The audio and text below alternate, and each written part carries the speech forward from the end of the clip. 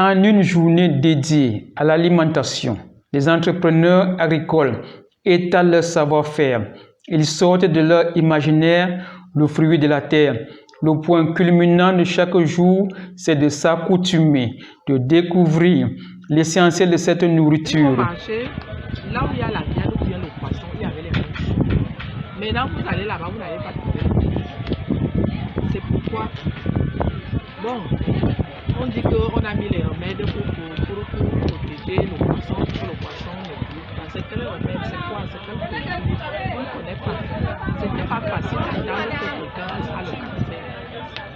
Alors, nous, on sort de l'ordinaire.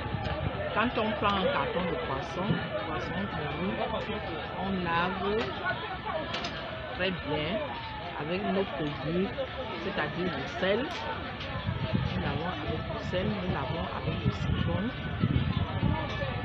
Si on veut de temps en temps, quand le citron manque, on met les on lave très bien et on fait sécher. Je ne suis pas allée dans des écoles pour apprendre à faire. Donc, je les crée, j'invente et puis je me mets au travail pour avoir le résultat. Et au bout de l'effort, j'ai les résultats comme vous pouvez le constater. Les entrepreneurs agricoles façonnent chaque aliment. Ils lui donnent une forme particulière. Dans l'entrepreneuriat, on m'appelle Maman Manioc. Maman Manioc, pourquoi? Parce que avec le manioc, je fais plusieurs produits. Je le manie suivant mon désir. Je le cultive d'abord pour avoir ces produits. Je transforme. J'ai une variété de manioc avec laquelle je travaille qui m'aide à produire les différents produits. Donc avec ce manioc, je fais du pain de manioc. Et ce qu'il faut retenir, c'est que dans le manioc, il est très spécifique. Ce n'est pas la même variété qui fait tous les produits. Chaque produit a sa spécificité. Et le pain a sa spécificité avec les pâtes alimentaires. Le yaourt a sa spécificité. Et les liqueurs également ont leur... Au bout de ce saut, les producteurs s'emploient à gagner la confiance du marché. Sur ce marché où le gris a au quotidien le dessus, les paysans incompris professionnalisent le Made in Cameroun. Notre coopérative, nous déshydratons les aliments.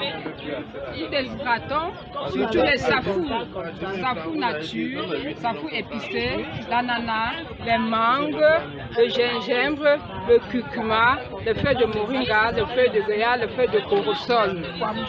Et nous pressons aussi l'huile de safou qui est très brisée, surtout pour les hommes, ça prévient les prostates, c'est très riche en oméga 6, en oméga 9 et c'est très bien pour les soins capillaires.